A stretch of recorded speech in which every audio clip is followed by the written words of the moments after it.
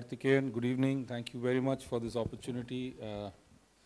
I really stand up and acknowledge your contribution with this foundation, and the three words that your foundation embodies are, I think, the three biggest needs of today in today's world: peace, harmony, and good governance. We are seeing incidents every day happening around the world which is dismembering peace. We are seeing human conflict which is creating disharmony. And every day in the papers and the media, we have many examples of horrible governance which requires transformation. So I think all power to your endeavor and all these roundtables and seminars that you are organizing to mobilize awareness, generate opinion, bring about change. So we've heard a fantastic rendition from Anjali, and I think, you know, she was very passionate in the way she spoke about the harnessing the human mind. I work with governments in bringing about transformation driven by technological inputs. And I don't know, many of you may be experiencing some of the work that we do from TCS, namely, many of you may be filing in for income tax, so the e-filing platform and the convenience that it has brought has been done by us, or many of you may be reapplying for passports, and you would have seen perhaps some ease and transparency with which you are able to get passports done. So those are some of the kinds of work that I do as a part of my day job in the country. And even in the topic that I want to discuss with you today, I will confine myself to the context of India, because I believe we are 1 billion plus people, and therefore when you add it all up, we have tremendous mind power if it is going in the right direction. And also we have 1 billion problems which can also become billion opportunities.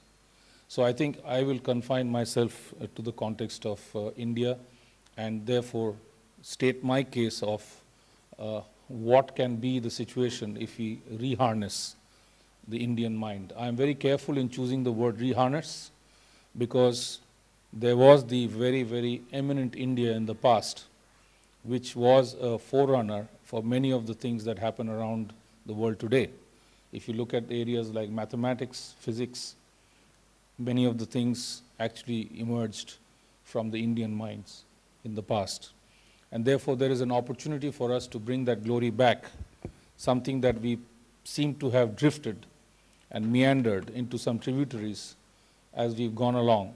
And there's a need for the young, aspiring India to get this all back and to lead ourselves to ensure that our children have the same strong and very energetic and leadership-based nation that we once were in the past.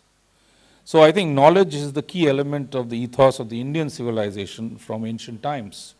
The fact that we have Ma Saraswati as the goddess of knowledge is an indication of the importance that was placed on knowledge. Ancient India was a fountainhead of knowledge in various disciplines ranging from mathematics, science, arts, and medicine. Many of the outputs of ancient India have served as foundations for modern science. Knowledge in ancient India was free, and the tradition of the Guru Shishya facilitated wide dissemination of knowledge in our society. The wise and knowledgeable had preeminent position in our society. Creative application of knowledge or invention leads to innovation, which is fundamental to society's growth. Unfortunately, as India secured into modern India, the focus shifted from knowledge and wisdom to data and information. Today, conformity is prized over creativity. We have seen in this education, in our education sector, where primary to higher education, the key metric of success is marks scored. Whether the child knows the subject is of less importance compared to what he or she has regularized during the examinations in terms of the outcome, which is basically marks. The entire education system is geared towards not learning as compared to developing the creative mindset of the child. Unleashing the mental capability of the child is really not in the forefront of priorities. This has a direct correlation in, for example, the IT industry which I represent, where India is acknowledged a leader in IT and ITES services, but we lag behind the creative technology, the ability to create technology. We are masters in servicing technology, but there is a need for us to harness our minds to be able to create technology using creativity and innovation to develop world-class products, something that we have really not done so far, and we are kind of scratching the surface. This may not be the wrong thing in the short term, but in the long term, sustained success for India, we will need to assume global leadership in the new world technology instead of customizing technology created elsewhere. I mean, I am again bringing it to the context of the industry that I represent. For this transformation to occur, we need a vibrant invention to innovation continuum underpinned by millions of creative mindsets which challenge the status quo instead of blindly following the status quo. Today, as I said, and I'll repeat the words, conformity to past laws and rules has an edge over the ability to create and break new ground. That's the way we are, and that's the mode we are in our country. India today is on the cusp of a startup revolution where young Indians are confident about charting their future and becoming entrepreneurs instead of looking at the cradle-to-grave employment, which is the traditional approach to one's career. It is heartening to see examples of graduates of premier education institutions pursue entrepreneurship right after education rather than going into job seeking, which was the traditional practice in the past, and looking at things like startups and new firms instead of the traditional industry mindset. Availability of risk capital, higher appetite for risk-taking, and environment which tolerates failure is a paramount input towards encouraging this movement from employees to entrepreneurs. Someone rightly said that the billion problems of India are actually billion opportunities for innovation. Solving these problems will require a creative and an inquiring mindset. It is our duty, therefore, to create an environment in our society which facilitates and rewards disruptive and creative minds instead of compliance and follow the rules kind of mindset. So essentially, what I am seeking, therefore, is the ability for us to unleash the potential of the company, of the country that we are in.